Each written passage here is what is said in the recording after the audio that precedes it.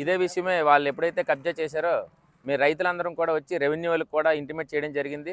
Revenue వాళ్ళు వచ్చి దీన్ని ఎంతవరకు వాళ్ళు కబ్జా చేశారో మెజర్ చేసుకొని ప్రభుత్వ భూమి అని చెప్పి ఒక బోర్డు పెట్టడం జరిగింది.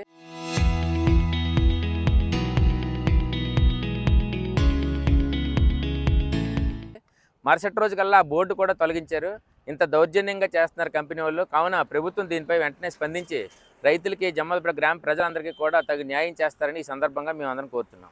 గారికి ఈరోజు రిప్రజెంటేషన్ ఇద్దామని మెయిన్ వచ్చాము, కానీ కలెక్టర్ గారు ఎందువల్ల ఈ కార్యక్రమానికి రాలేదు. మేము మాత్రం ఈ మీడియా ద్వారా మీ అందరం కూడా ప్రభుత్వానికి విన్నపించుకునేది ఒకటే, దీనివల్ల మా జీవితాలు చాలా దుర్భరంగా తయారయ్యే అవకాశం ఉంది. మా గ్రామంలో పంటలన్నీ నాశనం అయ్యే అవకాశం ఉంది. కాబట్టి కలెక్టర్ గారు స్పందించి ఎలా అయినా సరే ఈ విషయం మీద తగు చర్యలు తీసుకుంటారని మా గ్రామస్తులందరి తరపు నుంచి కోరుచున్నాం. ఇదే విషయమే వాళ్ళు ఎప్పుడైతే కబ్జా చేశారో మీరు రైతులందరం కూడా వచ్చి రెవెన్యూ వాళ్ళకి కూడా ఇంటిమేట్ చేయడం జరిగింది. రెవెన్యూ వాళ్ళు వచ్చి దీన్ని ఎంతవరకు వాళ్ళు కబ్జా చేశారో మెజర్ చేసుకొని ప్రభుత్వ భూమి అని చెప్పి ఒక బోర్డు పెట్టడం జరిగింది.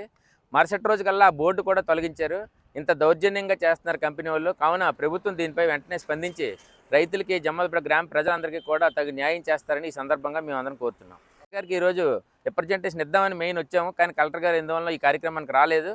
మేము మాత్రం ఈ మీడియా ద్వారా మీ అందరం కూడా ప్రభుత్వానికి విన్నపించుకునేది ఒకటే, దీనివల్ల మా జీవితాలు చాలా దుర్భరంగా తయారయ్యే అవకాశం ఉంది. మా గ్రామంలో పంటలన్నీ నాశనం అయ్యే అవకాశం ఉంది. కాబట్టి కలెక్టర్ గారు స్పందించి ఎలా అయినా సరే ఈ విషయం మీద తగు చర్యలు తీసుకుంటారని మా గ్రామస్తులందరి తరపు నుంచి కోరుచున్నాం.